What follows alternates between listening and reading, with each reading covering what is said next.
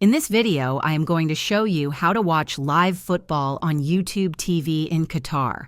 Since YouTube TV is only available in the US, I'll guide you on how to access it while abroad. Let's dive in.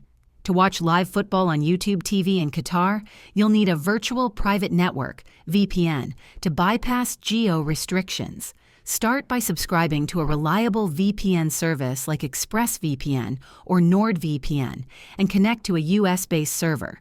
Once connected, sign up for YouTube TV at tv.youtube.com using a US payment method or gift card.